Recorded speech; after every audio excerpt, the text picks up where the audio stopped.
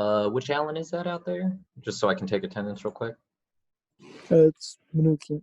Oh, word, welcome. Hi everybody. Class doesn't actually start for a minute, and I usually give everybody about 5 minutes to file in, but since y'all are already in here, I'll just start talking.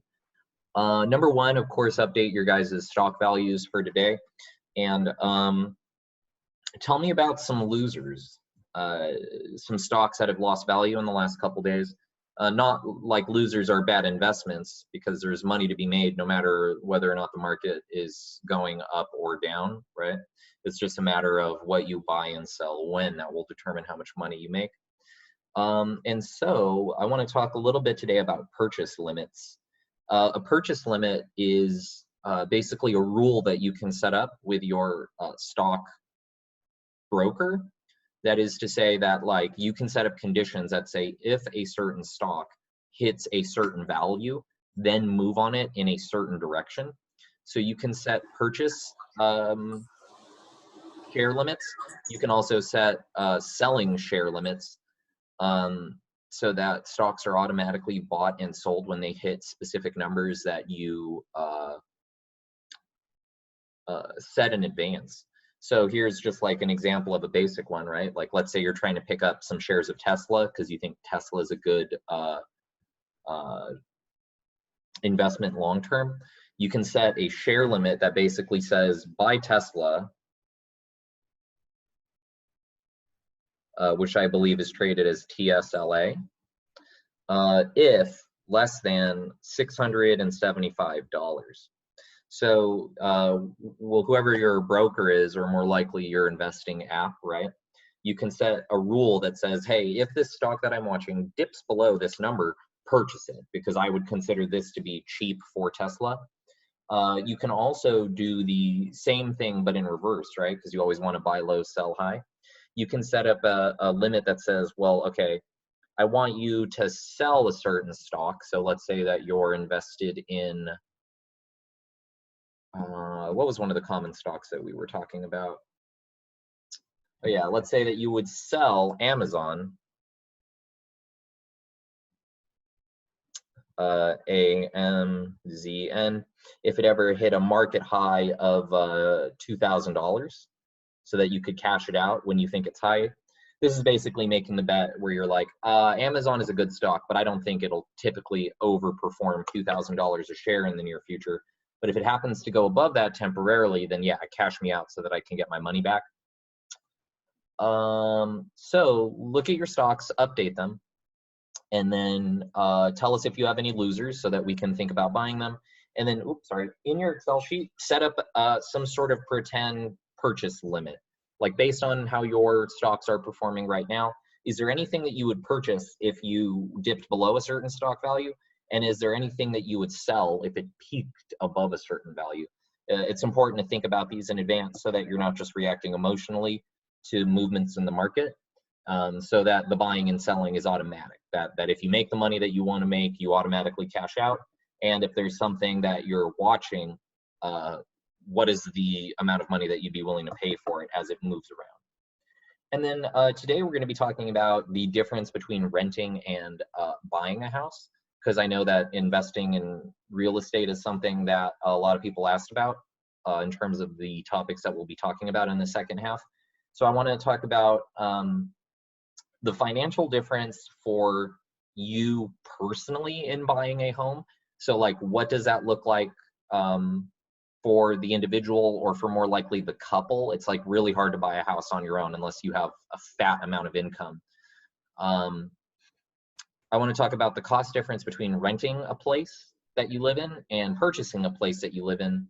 And then I also want to talk about the considerations if you choose to speculate on properties as an investment, because the thought processes that go into purchasing a house to live in versus purchasing a house to rent out, the math is basically the same, but what's different is how you should, like, think about it in your head. Like, how does this stack up against other investments? We'll talk about all of that stuff today. But in the meantime, let me take attendance. Mr. Rob, Yeah. how do you want us to put the buying limit? Do we just say buy limit at this, or do we have to like put an equation or something? No equations or nothing, because you would like have to refer to the stock market for that. Just think about it and make a note of it in your Excel sheet. Like I said, none of this information is offered as actual investing advice. This isn't investment research, nor is this an advertisement, sale, or offer on a security. This is all just an educational exercise. As my standard daily disclaimer on this information.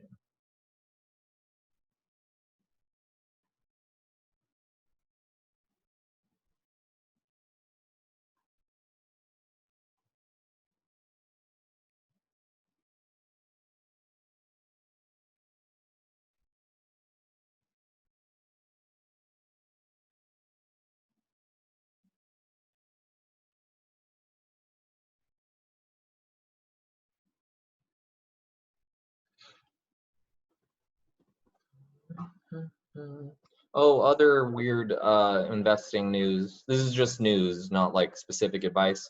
I have no idea why, but Volkswagen Group is reopening their factories this week, which I thought was wacky and affected their stocks. Yeah, Volkswagen has been on the way up since they announced this a couple days ago, and maybe like announcing this is why they maybe this is why they're doing it, just so that it would like move their stock price up. But yeah, Volkswagen is planning on reopening their factory, and they have all of these new rules that they're going to put in place, social distancing stuff within the factory itself. Like they're literally adjusting their production line so that they can safely operate even with COVID going on. The only reason why I think it's kind of a weird decision is just supply and demand. Like after nobody's been driving for months and nobody's going to be driving for months, I don't know why you would put a bunch of cars back into production, because storage costs money. And if you overproduce a good and it has to sit in a warehouse, that actually is a drain on your business.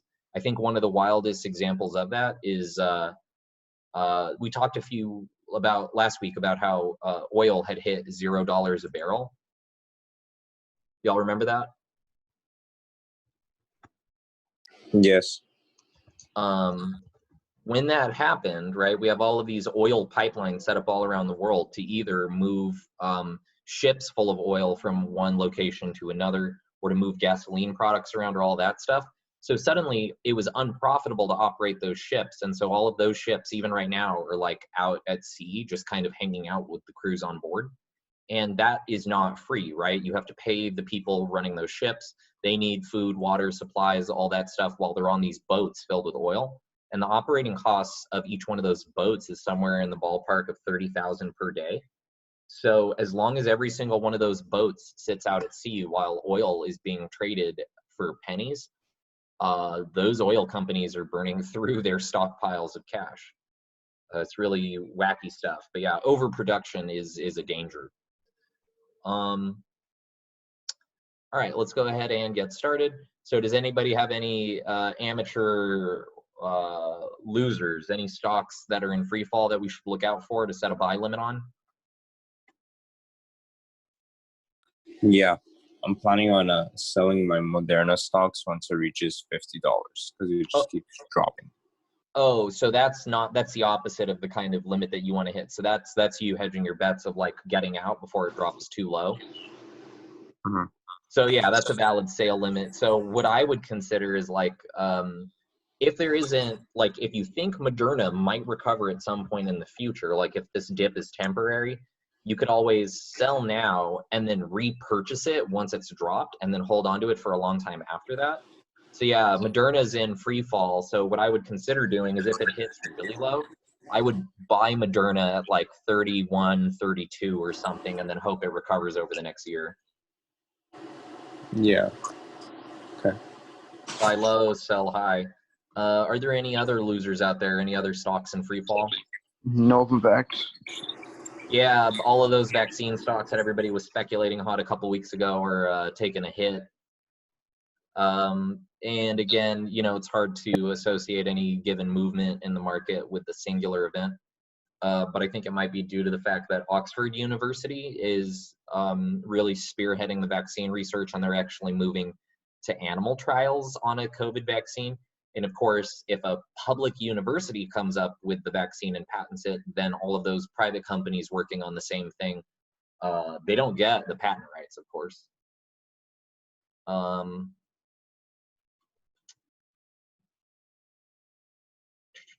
Any winning stocks out there that y'all are following in your projects that you want to set a sell limit on? Is there anything on the way up that might make some cash pretty soon?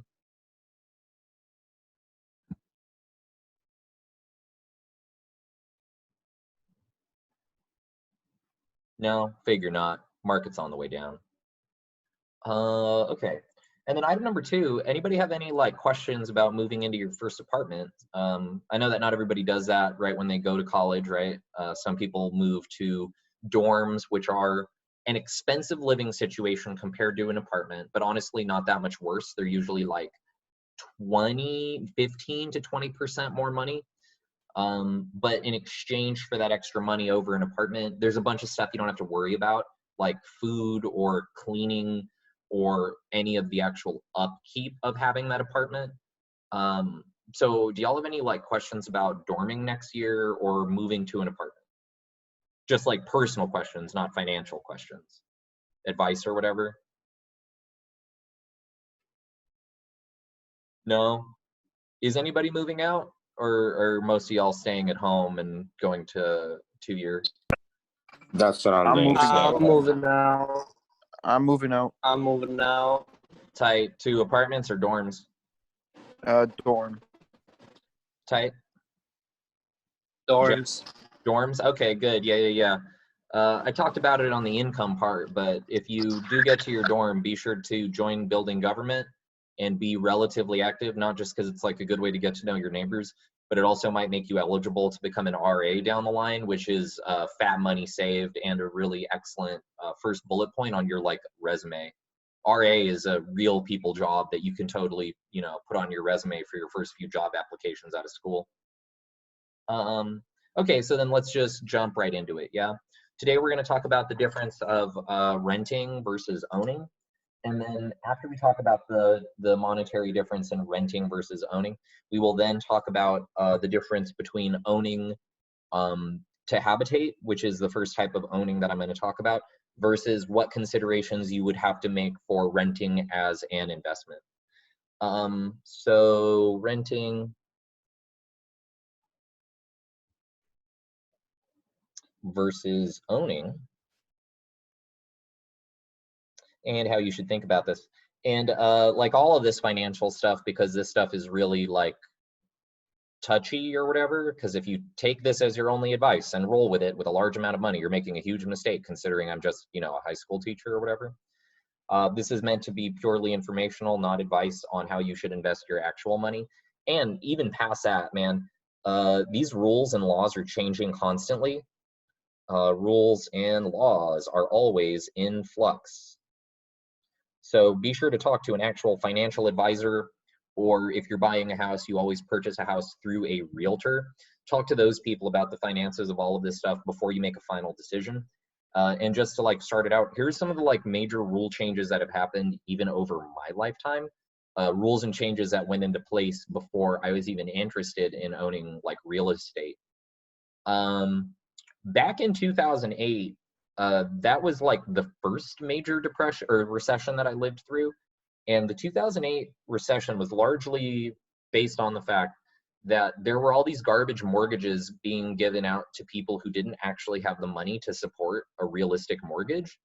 And that bad credit was being traded around Wall Street like candy in these products where you could basically profit off of somebody defaulting on their own home loans. This caused a crash in the housing market, and so suddenly people whose houses were valuated at like $200,000-ish, they suddenly dropped to $60,000, $70,000, and so it didn't make sense for them to keep paying off those housing products. And ever since then, there have been a bunch of reforms to the housing industry. The main thing is the amount of cash on hand required to make a down payment is way higher. Because back in 2008, they were giving out these wacky mortgages where your interest rate could change. There was basically no down payment required. And so people were paying these huge interest rates on mortgages. That stuff has been choked way down. And even more recently, there has been rule changes about foreign nationals coming into the United States and purchasing property. Because a few years ago, when I was hunting for my first house with my wife, dude, we would put in these offers on these houses in and around Pasadena, and universally our offer was being rejected, just right out ignored, because we had cash on hand for a down payment, a significant down payment, which I'll talk about under like owning a house.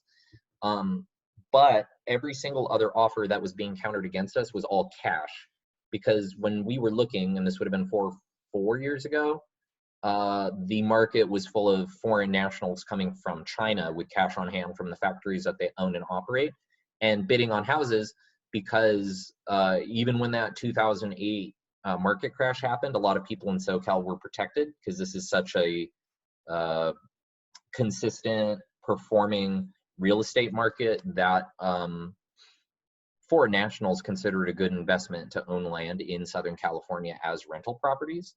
And so there's a cap now on foreign nationals coming from other countries and purchasing land because of how difficult it became for American citizens to purchase homes in Southern California and other similarly competitive neighborhoods. So like this information that I'm about to give you, these are the basics. And I can't even like guarantee that this information will be up to date by the time that you're purchasing homes.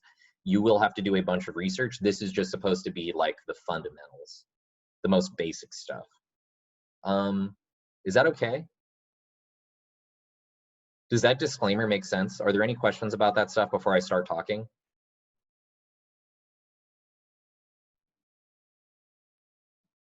No? Quick question. What up, Cedric?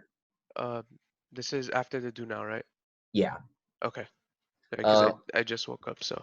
All that we did for the do now was update your stocks, and we talked about the fact that on most brokerages or apps or whatever you use to invest your stocks, you can set buy and sell limits.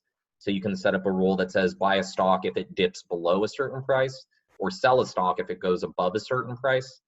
You didn't miss much.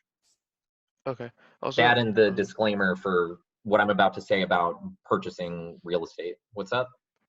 could you use the app, if this then that, to control stock prices or not prices, but exchanges? Exchanges are a lot harder, like offering swaps directly one product for another. And yes, you can. You can set up straight up stock swap rules and stuff in Robinhood. Okay. Okay, so let's go ahead and talk about this. Mr. So, Rob, I have a question too, if Yeah. possible. Mm-hmm. You know how you said that in 2008, like you already lived through a recession? Yeah. You think we're going through a recession right now? Or Oh, one is yeah. coming? Oh yeah, definitely, 100,000%. Yeah. And I mean, again, I can't predict the future, but unemployment is going to hit. Unemployment's already pushing past 25%, which is like way higher than it's ever been. And that is probably an underestimate of unemployment because of how many people in this country actually work gig economy jobs and are suddenly made unemployed by the fact that nobody can go to bars, restaurants, or other nonsense businesses like that. Yeah, for sure. There's going to be a bunch of people who made bad bets on real estate, and now that they've lost their income, they're going to lose their houses, which will trigger a recession most likely. That's just tough. Yeah, which is why if you already have a job, I would recommend holding on to it, because moving around careers in a recession is hard or impossible. Yeah. And if you have cash on hand or whatever, in order to make investments, I would watch the market and wait for it to bottom out, because in this like buy low, sell high philosophy, it's dark and it's cynical because people are going to lose their houses. But yo, man, in 2008, when that housing market crashed, people who had cash on hand bought up a ton of property because that was like the cheapest that it was ever going to be for probably a decade, you know? Yeah, and they ended up making like hella bank off it, right? Maybe, but unless you made wrong bets even still, or maybe if you made moderate bets, you could still only end up making medium-sized passive income. Today we're going to look at how you like calculate all that. Oh, for sure. But yeah, because like in a place like SoCal where the rent is insane, so you make a lot of money every month off of a rental property. The 2008 market crash didn't touch SoCal that bad compared to the rest of the country. Houses here lost like 10% value-ish, but like houses in a city like Sacramento lost like 70% of their value. So that. yeah, the places where you could go buy up like 10 houses all next door to each other for cheap are also not places where the economy recovered quickly enough to make a bunch of money back all at once, you know? So Yeah, makes sense. all of this stuff is like measured out in such a way that finding winners isn't really a thing. Yeah, Gotcha. expensive investments make more money, cheap investments make less money. That's just the way of it. Okay, thank you. Yeah, for sure. So let's say that you are looking to rent, and you are looking to rent near-ish downtown Los Angeles, right? And this is just going to be me picking a neighborhood. And let's go ahead and choose a zip code or a neighborhood. What neighborhood would y'all like to look at?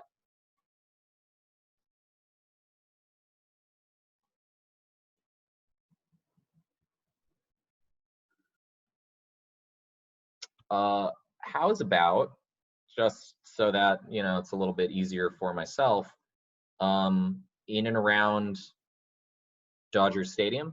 Is that okay? And we're doing this so that we have like a comparison of values here. The thought process is when you are moving to a place, you choose the neighborhood based on where you're going to be living, where you're going to be working, and all that stuff. And you want to compare the cost of renting a place month by month to the cost of owning a place month by month. And so in order to make this comparison like valid, we're going to compare units of similar size, right, and similar needs. So let's say that over here by Dodger Stadium, the zip code is 90039. And what kind of space do you think we should be renting out here? How many bedrooms, how many bathrooms? One bed, two bath. So one bed, two baths exist for like apartments and townhouses and stuff. And it's a good thing, like that's what you should be looking for to rent as an upcoming college student. You either want a studio apartment or a straight up one bedroom. But if I were to use that as my criteria, it would be really hard to then compare that to places that you can purchase. So just to keep the comparison level between renting and owning, let's say that you're a couple with a kid, or you are a couple that needs an additional office to do some kind of work. So we'll look at 2 beds, 1 baths, right? Just so that we're on the lower end of costs here. Is this okay? And just so y'all know, I'm gonna be asking you guys to do this exact same comparison in for your homework. The only difference is that I'll be assigning each one of you your own zip code and then size of place that I want you to look up. So what we're gonna do here is we're gonna go to Zillow, which, you know, always use multiple different platforms to do your research on this stuff. This is just like where you usually start looking for listings. And so what I'm gonna do here is I'm gonna try and find a place in this neighborhood. So this is 90039 over by Dodger Stadium. It's right between where Griffith Park is and where Glendale is, just for context. And so let's go ahead and look here at some like common rental prices for those conditions: 2 beds, 1 bath. So if we look down here, there's one in Silver Lake at $22,395 per month. Do you see that one? This spot? Is this okay? Yeah. Okay, yeah. So in this neighborhood, it's about $2,400 a month to live in a place like that.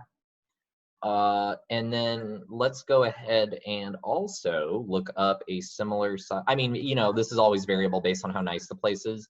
$2,400 a month probably gets you like your own freestanding building, but no yard space. And then this $3,000 a month one is also 2-bed, 1-bath for less square footage, but instead this place has more yard because it's an actual house, not just an apartment.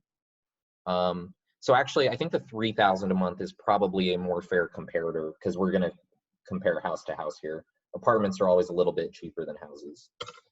So renting a 2-bedroom, 1-bathroom house is $3,000 a month in this zip code. So let's go ahead and look at what that same size building sells for. Like in case you want to own it in the same zip code, right? So houses for sale in the neighborhood. This one's pretty comparable, right? Right here, the top right one. So 2 bedrooms, 1 bath. This is a little bit bigger than that other one that we were looking at. Let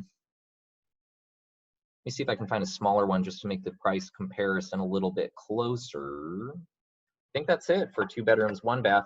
So to own a similar sized house in the same zip code, it's $975,000, almost $1 million. So what I want to talk about today is how could we possibly compare these two costs? What should you consider when you compare and contrast these things? Location, safety, privacy, convenience. Oh, so that's not what I'm talking about. So this is setting that aside. Like we are choosing to live in this particular zip code for a reason already, which those are the subjective things that you should consider when you're choosing to live in a place. How close is it to your work? How close is it to the businesses that you like to go to frequently? I mean, this is my choice neighborhood. I really like this spot just because it's like close to leaving LA. It's really close to Glendale and Pasadena. It's also really close to Hollywood and Little Tokyo and Dodger Stadium. It's a pretty central neighborhood that's on the cheaper side, which I know it's $1 million, but yo, for LA, this is on the cheaper side. Yeah, okay. So let's first go ahead and talk about like what it is I'm going to do here to compare these two things. What we're going to do here is we're going to figure out what the true cost is for each of these, both long-term and short-term. So when it comes to renting that place off of Zillow, that's $3,000 a month. It's going to be that plus some utilities most likely. So when it comes to renting, the monthly cost, is going to be $3,000 plus whatever utilities are. And what utilities are up to you, what you choose. It's usually a couple $100, but the reason why we're not going to fix a value to it is that owning a house also has those exact same associated utility costs. So that will get canceled out on both sides. However, your monthly cost for this spot, that's all it is, really. It's just going to be that $3,000 a month plus utilities. Long-term is a different question. What are your long-term costs here? Y'all know what are the long-term costs associated with living in an apartment, with renting a spot? There's one thing you have to pay up front before you move in. HOA fees. HOA fees HOA fees only apply if you own a spot. If you're renting, you don't have to pay the HOA fees. Usually the person who owns it pays for the HOA fees, but that usually means that it's already lumped into your rent. So if this is a spot, that's the one. So if this is a place with an HOA or some sort of association fee, that's already lumped into the monthly rent. And yeah, the thing that you have to consider before you move into a new apartment is having enough cash on hand for your security deposit. And the way that security deposits work and the reason why they exist or function this way, and it's usually 1 or 2 months rent. So in this case, a reasonable security deposit would be $6,000. And the reason why security deposits exist is for a couple different reasons. Number one, they always ask for a security deposit in case you pay or fail to pay rent. And if you fail to pay rent 1 month, usually they'll just take it out of your security deposit. or if you damage an apartment that you live in. So if you like punch holes in the wall, if you like drink your Monster Energy drink and Kyle right through a door, if you break something, if you drop a pot on a tile floor and shatter the tile, if you, any number of things could cause permanent damage to an apartment. And if you cause damage to an apartment, they will take that out of your security deposit. So you could lose your security deposit. You could lose all of it if you cause $6,000 worth of damage or miss $6,000 worth of rent. Or you can get all of it back if you live in your apartment and keep it very clean and don't damage anything long term. Personally, I've never lost a security deposit ever in my life, because whenever I move into an apartment, I always document it with a camera. And this is like really good life advice, kids. Whenever you move into a new spot, take pictures of everything, put all of that stuff in a Google Drive and have some way to verify it. Like take pictures with when your landlord is giving you the tour around the first time, just so that they know that you're documenting that stuff. Same thing when you move out, document everything. And if you cause any damage, note that stuff yourself, because you will find that landlords will try and get you on stuff that wasn't your fault, which is why it's important to document move in and move out. The other thing that I would recommend for getting all of your security deposit back is learn to be a little bit handy. Know how to patch a hole in a wall. It's really not that hard. You need one bucket of material and one tool to do it. Just look it up on YouTube. Also, if you ever get junk on a carpet, you can always like remove it. You can either pay for professional carpet cleaning yourself before you move out, which is cheaper than if your landlord takes it out of your deposit, I guarantee it. Or you can go to like a regular old grocery store and rent a rug doctor. Rug doctors are dope. Like 60, 70 bucks to take one out for the afternoon, and that could save you $400 or $500 on getting your security deposit back. So when it comes to your security deposit, this money could be yours or it could all be lost. So you could get all of it or none of it back.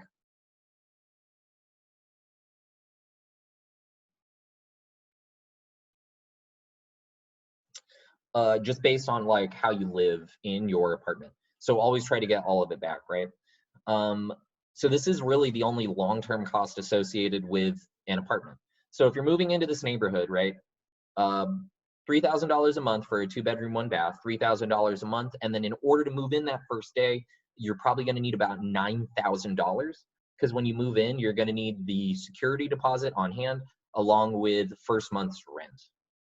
Are there any questions on that stuff, the general costs of renting?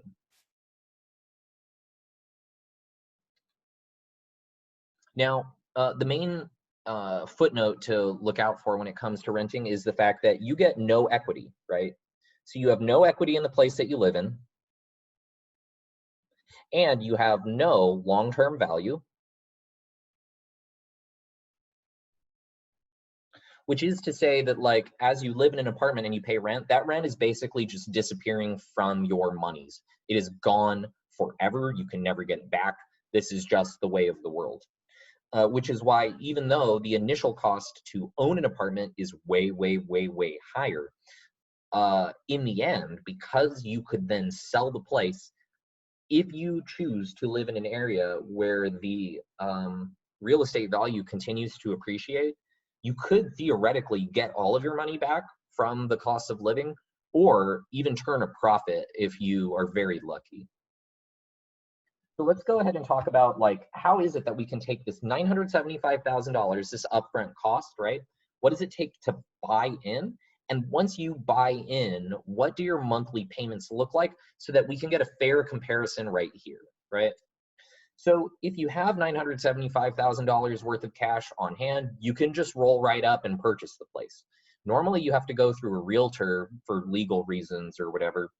And you'll end up paying like a realtor fee. You'll be cashing that person out. But compared to the near to $1 million that you would have to pony up to purchase a spot, realtor fees are going to be trivial. It's probably like $6,000 or $7,000 worth of realtor fees on a spot like that. But if you don't have cash on hand, right? So it's either all the cash on hand, or you can mortgage it out,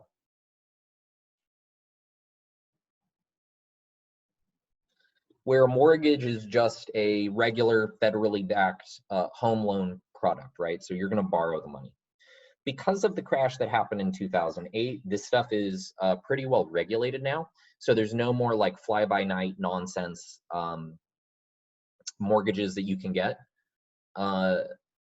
You have to have a certain amount of cash on hand when you show up. You cannot have a 0 down payment home loan. You can't just be like, I'm going to own this house and I'll be paying back this mortgage for 75 years or whatever. There are really just 2 common mortgage types left. Now, one thing that I'm going to warn you about is that there are fixed rate mortgages and there are variable rate mortgages. And I would, for the most part, I haven't been giving you all like personal advice. For the most part, I would beware variable rate mortgages. For the most part, variable rate mortgages are bad products. So Rob, quick question. Yeah. Is one of the fixed rates of mortgages like over a 30-year plan?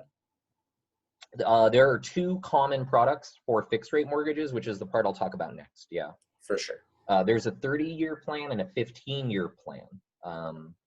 And we'll talk about like what the difference is between the 2.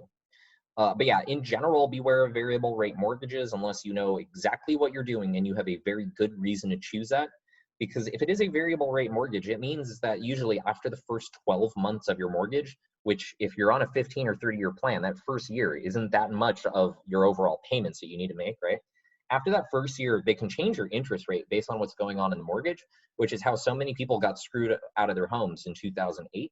Because people had mortgages that were initially offered variable rate at 2%, but as soon as the variable rate was able to change, it increased steadily year after year. So every year their minimum payments went up and they weren't making as much progress on their house payments as they were before. For the most part, disregard offers of variable rate mortgages. The number that they offer you up front might start off lower, but I guarantee that as soon as they can, it will climb up higher than the fixed rate equivalent. So yeah, just don't. But in terms of fixed rate mortgage plans, which is the one that you want to look at, here are the common terms. So there are 2 different mortgage plans, either 30-year payment or 15-year payment, right? And the monthly rate on the 15-year payment is going to be way higher. Basically because you are paying the loan off twice as quickly, so usually the monthly payment will be twice as big. But the reason why the 15-year plan is preferable is the fact that you'll be offered a lower interest rate. And I'm sorry, let me move this down. I'm going to move the 30-year down a little bit so that I can kind of make this into a neater looking table. So 30 years. And here is the difference between these 2 plans. For fixed rate loans, and this is what it is right now, this is changing all the time as the market changes, so you would have to look up these interest rates live. Each one of these has an associated APR, and then each one of these also has a required minimum down payment. So you have to have a certain amount of money on hand in order to do this, right? And so right now on the 30-year loan, the interest rates are 3.98%. So every year, you know, you're paying 4% interest on your home to the bank. That's the profit that they're making off of letting you borrow the money. And to secure a 30-year loan, you need 20% of the value of the house as cash on hand. You need this ready to go in a bank account to pay upfront so that you can be offered the rest of the money in the form of a loan. For the 15-year plan, the interest rates are lower. It's 3.04%-ish right now. However, in order to get this 15-year loan, you need to have more cash on hand to begin with. You need to have a 35% of the house value ready to go as a down payment. Is this okay?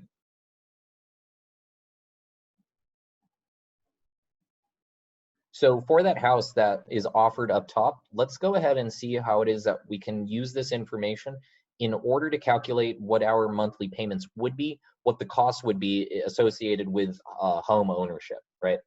And just to keep it simple and to make these 2 numbers more comparable, right? If your goal is, hey, I want to live more cheaply, right?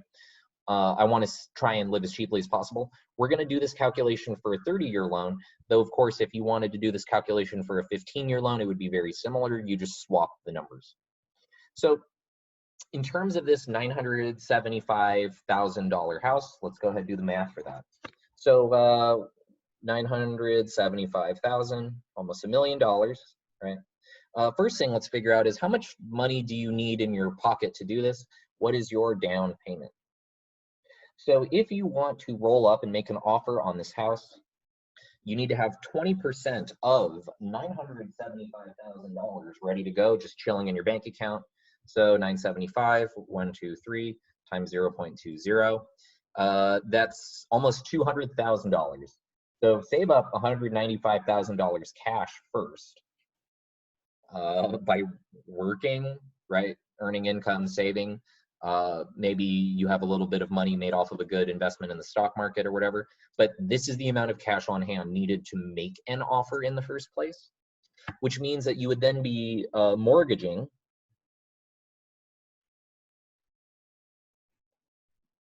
the difference. So you would be offering this much money to the bank, showing them that you have it, and then they're going to loan you the difference, which is going to be 80% of the loan. So you're then borrowing from the bank $780,000. Is that first part okay? Does that make sense?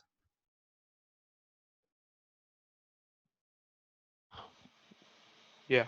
Okay. And in order to do this, in order to be able to do this at all, this is where that credit score stuff comes in that we were talking about. Your credit score is based off of your habits, your history, the way that you behave when you are offered credit. And in order to be able to have the right to purchase a house, you need to have a credit score which supports it. You need to be able to show that in the past you were able to take out credit, pay it back efficiently, not miss your payments, have proof of income, which is usually like showing the bank your pay stubs from your various jobs from the past several years so that they know that your income is stable and present. And you need to have a line of credit which is at least this big. Like I said, when you guys start off with your like first training wheel credit card, like baby's first credit card, that thing has a line of credit on it of like $1,000, maybe $2,000, unless it's attached to your parents' credit account, right? And so that is why after you have your first credit card, you maintain it, you upkeep it, you keep that good credit score going, you extend the line of credit on it whenever the bank gives you the chance so that you can expand your credit to cover at least this much, right? Minimum this much. So getting this much money secured from the bank is going to require a good credit score.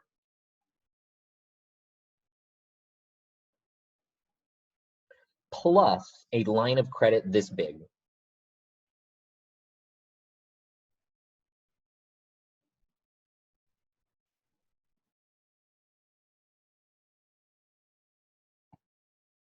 Is this okay? So aside from this massive down payment, right? This is going to take a lot of time to save up depending on what your regular income is. This is what you have. And so let's go ahead and talk about like what your average monthly payment is going to be. So every single month, you are going to have to pay off two things if you are on a 30-year payment plan, right? So 30-year payment plan.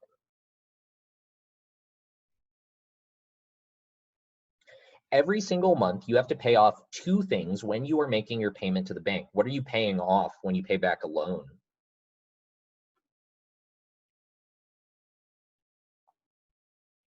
There are two parts to the payment, y'all. When you pay off a credit card, right, your credit card bill comes in, what are you paying for? It's two things. The interest and principal. Number one, you are paying off the interest, and then number two, you are actually paying off the principal on the loan. So we have both our interest that we're paying off, and we also have the principal. So first, let's figure out the principal. That's the easy thing, right? So we're paying it off over 30 years, and we're paying it off monthly. So that is to say, in 30 years, there are 12 months. So you are paying off the principal over 360 monthly payments, right? And so you borrowed $780,000. You are expected to pay back that $780,000 over 360 months. So this is going to be equal to a down payment on principal every month of $2,167.67. This is just one piece of your payment, one small cut of it. On top of that, you're also paying off every month's interest, which just so we know, I'm using this APR right here, the 3.98% APR. And so for that, we will use the compound interest equation, though you should know that every month your your monthly payment actually gets a little bit smaller and smaller and smaller and smaller, because as long as you keep paying back this chunk of the principal every month, then the interest calculation gets smaller. So usually your first monthly payment on a new home is your highest, or if you have it set so that it remains constant, it actually means that you pay off the loan quicker as the loan progresses. And so our interest, if we were to use the compound interest equation, would tell us that P is going to be equal to A times 1 plus R over N, then raised to the NT.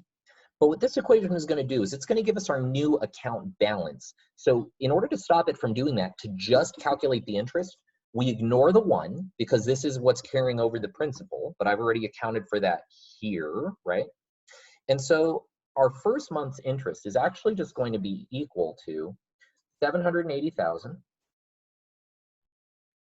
the amount of money we borrowed, times the interest rate, 0.0398 APR, divided by 12, because we're making monthly payments, right? It's a compounding monthly loan, times 12 times 1 over 12, because the amount of time is 1 month, right? So time is 1/12 of a year, 1 month.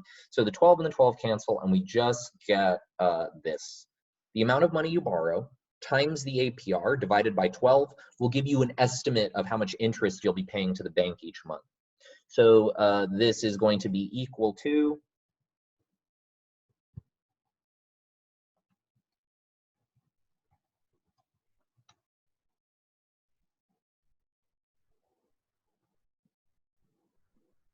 oh, I'm sorry, I made a mistake. That's way too big. There's a missing 0 here. I only divided the interest by 10. You're supposed to divide it by 100. So it should be 0.00398. So that when we calculate our monthly interest to the bank, the interest is going to be equal to $258.70.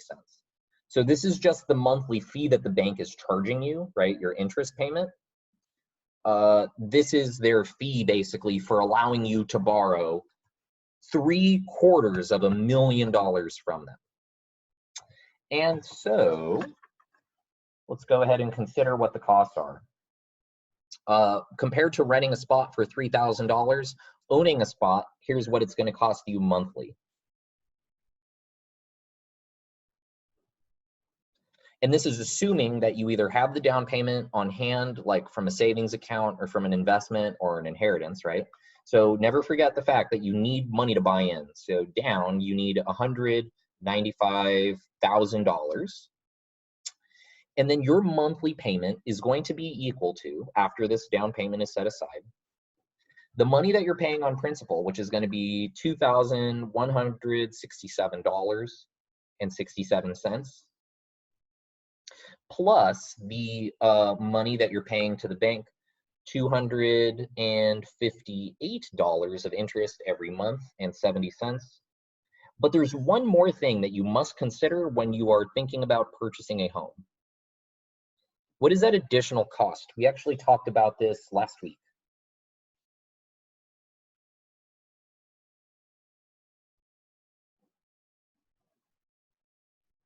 What do we all pay? It's what we discussed last week, kids. We pay it in April. Taxes. Yeah, property taxes. And property taxes are a tax that you pay to your locality, and property taxes are, for the most part, what funds public education. So the other big chunk that you have to consider for your monthly fees is the fact that you have to pay an annual property tax. So let's calculate that up too, and then that will be our final cost to consider in owning a spot. So annual property tax. The annual property tax for a place is equal to its valuation And this is going to be different county by county, but just today I Googled it up for LA County.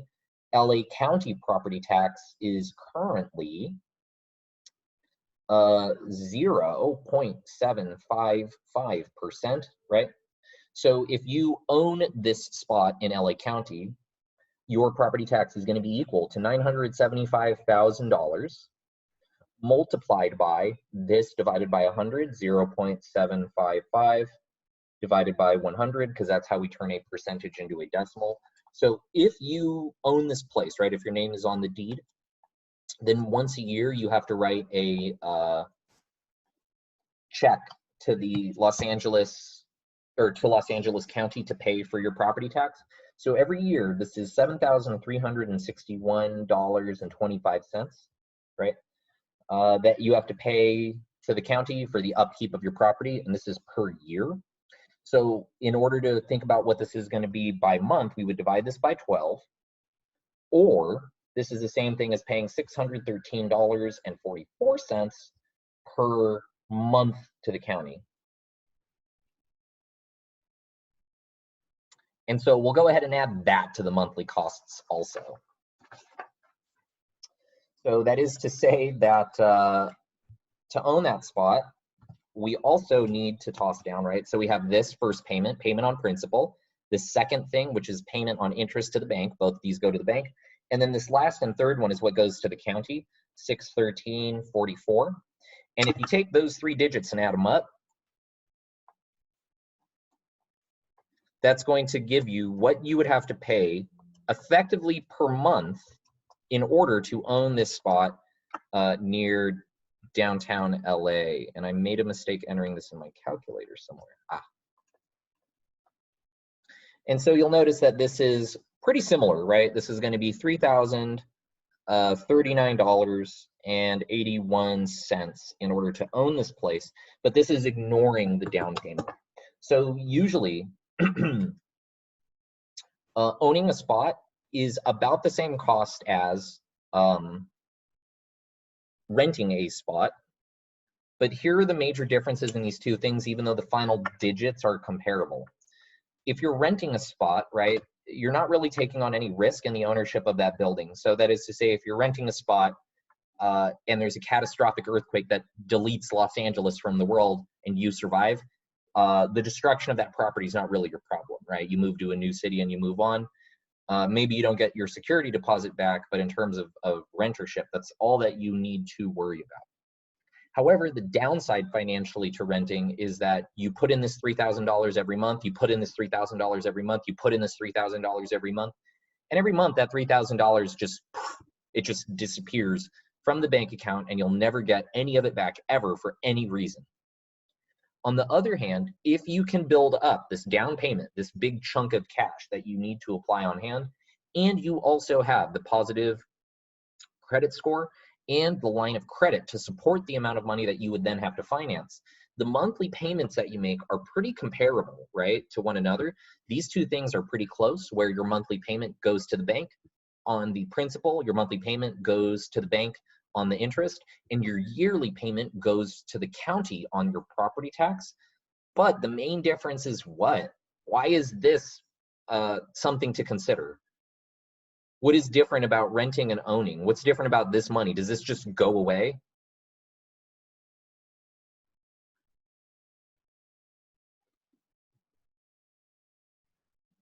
Taxes. Isn't it basically the same thing, but you just don't own it? No, these two things are super different. In the rental case, you don't own it. You were never going to own it. You never get the money back out. If you own a house, you can sell it whenever you want to, and you'll get the rest of the money that you put into it back. So if you're renting this $3,000 a month, it just disappears from your finances. Even though you are paying this money to the bank, when you sell your house, assuming that you are able to sell your house for what you bought it for or better, you are going to get this money back. Now, you don't get the interest back, but you can get the entire principal back. So this 258, that interest to the bank, it's poof, it's gone. It's interest on a loan. It goes to the bank and it makes the bank even richer. But when you sell the house, you can get this $2,167 back. So in effect, in terms of money that's just disappearing, if you can support the down payment and you can support the monthly payment, you are making $700 a month disappear. But when you sell the house, you'll get that $2,000 a month back that you've been paying the whole time. And so that is my spiel on mortgages. Are there any questions about mortgaging or the general difference between rentership and ownership?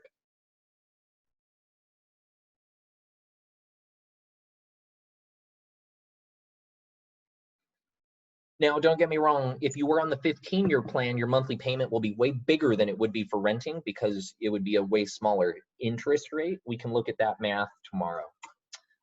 Anyway, y'all have a nice day. Think about some questions and I'll talk to you tomorrow. Tomorrow we'll talk about some of the considerations that you should make when considering investing in properties as rentals. Today's discussion was just about comparing it to renting in a spot versus living in a spot. But some people purchase additional properties to rent out as passive income. Basically, instead of investing their money in the stock market, they buy houses and rent those out as a way to generate extra money. We'll talk about what to consider there tomorrow. Y'all have a nice day. I'll see you then. Thank you. All right, bye. Thanks, Mr. Rob. See you. Peace.